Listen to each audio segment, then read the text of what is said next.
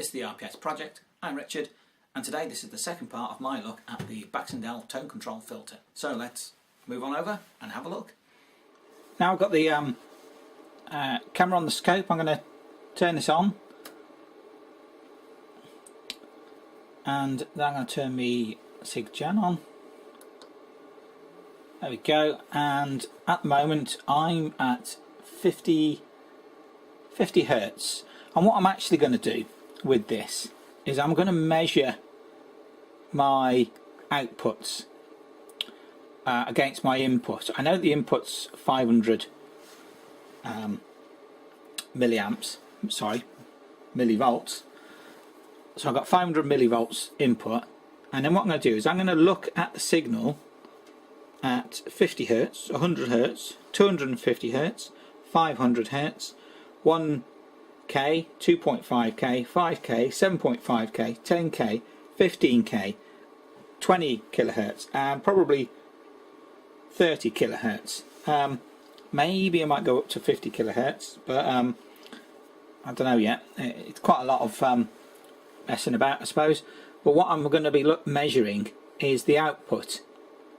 Now I'm going to work out what its dB rate, what its dB rating is, how much we've lost in the signal with regards to the input. Now, because this is a passive type filter, there's always going to be quite a bit of loss, but it depends on how much. So I suppose the first thing I've got to do is measure it when I've got both my bass and treble pot in the middle position. So when they're just in the halfway rather than cut or boost on the pot, then I'm going to see the midline of attenuation from this circuit. So I'm going to go in there, turn on my measurement, and we're going to take it for channel 2, which is on, and I'm going to have a look and see what I'm getting there. Now that is, well, let's get that just on. It's a bit hard to get onto. 124 millivolts. So if I take my readings and then work out what that will be, and at the first one we've got the mid-level is minus 12.5 dB or somewhere about that. I mean, I've done some calculations before just to make sure I was sure of what I was getting, but now if I turn the bass pot down to cut that, you can see it disappear. So what I'm going to do is I'm going to turn the volts per division up to 5 volts per division, and then remeasure this this output signal, which is a bit messy now because we virtually killed it off with turning that pot. About 10.6 millivolts it says there, so that works out at about minus 32 decibels, minus 32. So we really are cutting this quite heavily. So I'm just going to change the voltage scale back to 100 volts per division, and then I'm going to turn it up back to its midpoint, and then turn it up to the boost. Still on 100 millivolts. Just come down and see if we get a measurement of that. Suppose that it's a bit twitchy today. Yeah, about 344 millivolts, and that comes out at about minus 3 dB. Yeah, something like that. So we're not attenuating too much. We're almost at that normal point where in a low pass filter we'd be saying that's about the cutoff frequency, minus 3 dB. but we're only just boosting it up to that point, which is great. So I mean, I've now worked out what that would be. So, but then if I just turn this back to the midpoint, it's about there. I'm now going to turn the treble pot. If I turn it down, you can see nothing happens, and if I turn it up again, nothing happens, because at these frequencies this part of the circuit, or the treble side of the circuit, doesn't really do anything. It's the bass side of the circuit that's affecting the output. But let's take this up. Let's go all the way. Let's see if we can get this without too much messing around. Go up to something like 20 kilohertz. I'll change the time division, don't worry. You can see that. Crank it all the way up to 20 kilohertz. Now I should be dealing with the higher frequencies. It looks the same, but I'm just dealing with a much higher frequency now, because now we're at 20 microseconds time division on that for the frequency. So let's measure this, because it's in the midpoint for channel 2. Yeah, come on up. I'll tell you what, it's changed the volts per division to 50 volts per division. Might be able to get a better reading on this signal. Turn that one down and get the measurement at the top of the... So peak to peak, 74 millivolts. So this is 20 kilohertz. So the midpoint, or the level point of the range, is minus 16.6, or 16.6, what I worked out to, decibel, minus 16.6 dB from its original signal. Now if I cut the treble, you can see it really gets cut out like the bass did on the low frequency. I'm going to turn this up. Wow, look at that, that's really sketchy now, isn't it? Because we're talking about such a small signal, we've almost killed it off, really. 5 millivolts, 5.4 millivolts says there. So cutting the treble at 20 kilohertz means I have about minus 39 dB. So I've really killed off that signal. Let's turn this back up to 100 millivolts, and now I'm going to take this up past the midpoint and then boost it. Now look at the boost on that on the treble side. Now we have, get it up there, about there, is it? I suppose it's about it. 440 millivolts. So at 20 kilohertz, I calculate that out to be about minus 1.2 dB. Minus 1.2. So I'm getting pretty much most of the signal output that I'm putting in it from this original 500 millivolts. Most of that signal is coming through when I boost the treble at 20 kilohertz. Mind you, most people can't hear 20 kilohertz, but it is at the top end of the audio range. But there you go. But what I'm going to do is I'm actually going to go now through and measure these midpoint, the boost and the cut for all the frequencies I'm looking at, which I did say, didn't I? I did mention that just now. I say 50 hertz, 100 hertz, 250 hertz, 500 hertz, 1 kilohertz, 2.5 kilohertz, 5 kilohertz, 7.5 kilohertz, 10 kilohertz, 15 kilohertz, 20 kilohertz, 30 kilohertz, and I'll probably put in 50 kilohertz as well. So I can see the whole range, and then I can do a frequency curve chart to have a look to see how that looks with regards to the boost and cut of this Baxandall Tone control filter. So I'm going to do that and then present you with the curves.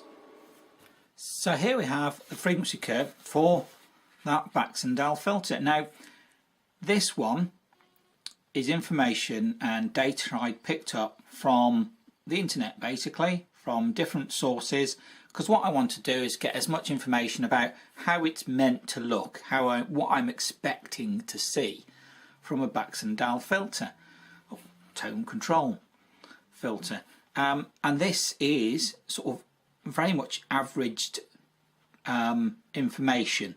So this is the sort of typical curve I would be expecting. This is the level line on both pots at the midpoint, and it seemed to be very much the same for all sort of circuits and data I was looking at. I was going to get something like this. Now the boost was going to be more like this valley curve, and the cut was going to form this almost like a hill curve. That's the only way I can describe it. Over here we've got the decibels, so that's 0, with obviously no loss, all the way down to minus 40 dB here at this point. Now the frequencies, not easy to see on this chart the way they've been written. This is actually 50 Hertz, and then we've got 500 Hertz, and we've got 5 kilohertz and 50 kilohertz there, obviously all in hertz, and that's what we've got. But the midpoint there is 1 kilohertz at that point there, so pretty much around the 1 kilohertz is the midpoint.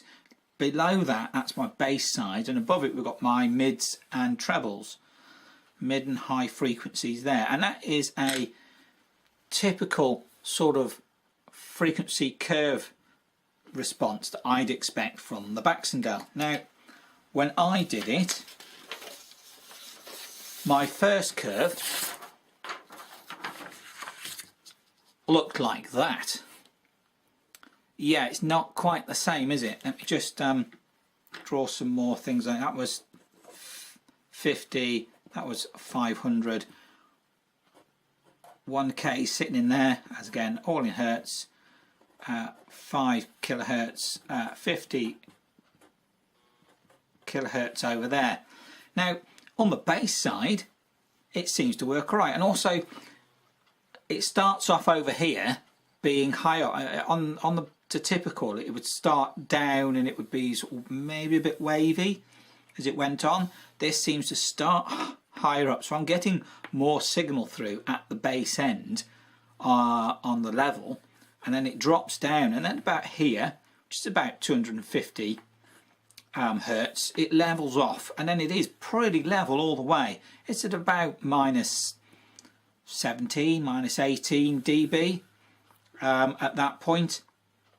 But then when you look at the boost, the bass is going down, and then gets to about that 1 kilohertz just before it, and then it starts to come back up as I boost the treble side. But on the cut side, the bass, when I'm cutting the bass at frequencies, yeah, it does it really well, and it comes up to its midpoint and then stays sort of flat a little bit below the midline. And for a while I couldn't work this out. I couldn't understand what I'd done wrong. And then having a careful look at the circuit, it's on the breadboard here, I come to the revelation that I made a right cock up really. On here, what I'd originally done is connected my earth here before that point. And then when I realised, it shouldn't be there, it should be after this resistor. So I put it after the resistor. But in doing that, I also then forgot to reconnect this line here. This line was basically broken. So obviously none of the high frequencies were ever going to get down to ground. It was never going to cut it. Literally, never going to cut the high frequencies. Until I reconnected this back up, and now this capacitor played its part properly, and instead of having this circuit, this frequency curve, which is what I was getting, I then ended up with this frequency curve, which is much more like it. And actually, now that I'd got everything set up where I wanted it and understood what I should have. Just draw it in. That's 50 hertz. That's 500 hertz. This is 5 kilohertz. Everything in hertz. And then up here, I've actually taken it to, I think I've taken this to 30. Have I? 7.5, 10, 15, 30. Yeah, that there is 30 kilohertz. That there is 20 kilohertz. That's usually the range at which most people can hear at. Up to, if you've got really, really good hearing. If you're like me, it's more like here before I stop hearing anything. But as you can see, we do have nearer to the typical curve. But again, with my circuit, it starts off a little higher on the bass side, but quite quickly comes down to this level point at about 250 hertz. So at 250 hertz, it levels off, and we've got really quite a nice level line all the way through at the midpoint. And on the bass side, which is over here, when we're boosting it, it's up there at quite a nice height. It's not, you know, minus 3 dB, is it, about there? Drops down gradually. We get the trough of the frequency curve, and then it comes up quite quickly as well, really, until at 20 kilohertz we're what, minus 2 dB, so we're doing quite well. And obviously at 30 kilohertz we're really starting to push it up there. Now on the cut side, on the bass side, we're what, minus 32, 33 dB, and it gradually comes up, as I would expect, to the midpoint. That's about 1 kilohertz. Let's put that in. 1 kilohertz is about the midpoint that it's working at. And then when I start cutting the high midpoint, the mid frequencies and the higher frequencies, it drops off quite steady, quite a nice steady drop, and it can just continue to drop all the way down to, you know, at 20 kilohertz here, we're at minus 38 dB, something like that, you know, and at 30 kilohertz we're dropping right off. I expect at 50 we're much lower. You know, we're at 30 kilohertz, we're below the minus 40 dB, so we've really killed off the signal there. So this is my circuit, the frequency curve for my circuit that I put there on the breadboard, and yeah, it does work. It does what I'm expecting it to, and works very nicely. Of course, I haven't put any actual audio stuff through it. I've just been testing it with the function generator over there. But yeah, it does what I expected it to, which is brilliant. So there you have it, the Baxandall Tone control filter. It's very simple. It's got 2 pots, so you've got your bass and your treble, and you just twiddle them and adjust them to adjust the bass and the treble, obviously depending on what frequency you've got coming through it. Obviously with an audio circuit, which is really what it's designed to be used with, audio circuits, is that when you speak, you've got a whole range of frequencies coming out of your mouth, so you can decide on whether that voice or music is going to be more bassy or more trebly. You know, you adjust it however you like, but that's exactly what it's for. Now, I mean, I've heard of bass and treble on a lot of circuits. I mean, look at old audio equipment, old record players, old stereo units. You don't get a bass, middle and treble, you just got a bass and a treble. So I presume that they must have been Baxandall circuits, or variations of it, or alterations of that circuit being used very heavily throughout. I suppose because the guy was born in the 20s. I mean, he would have been doing work. Well, yeah, 50s, 60s, and 70s. So anything you've picked up when you see bass and treble, old equipment, Baxandall filter, almost certainly. Obviously, there are other filters available. Go out and find them, whatever you want to fancy using. But yeah, I mean, widely used. I'm going to try using it in a few circuits. I'm going to obviously put a preamp before it, you know, boost the signal a bit, especially if it's a low signal, such as a microphone or a guitar. Put a guitar or something like that, musical instrument, going into a circuit. You just want some nice basic tone control in there, Baxandall filter. Put that in there. Yeah, going to work fine. You know, you can take it out to a much higher output stage, but I think that'll work great. Looks like I've got some more work to do to make some more circuits up to make use of this circuit. Brilliant. Anyway, if you didn't like this video, you know what to do. If you did, give me a thumbs up, subscribe, and all comments are welcome. See you next time.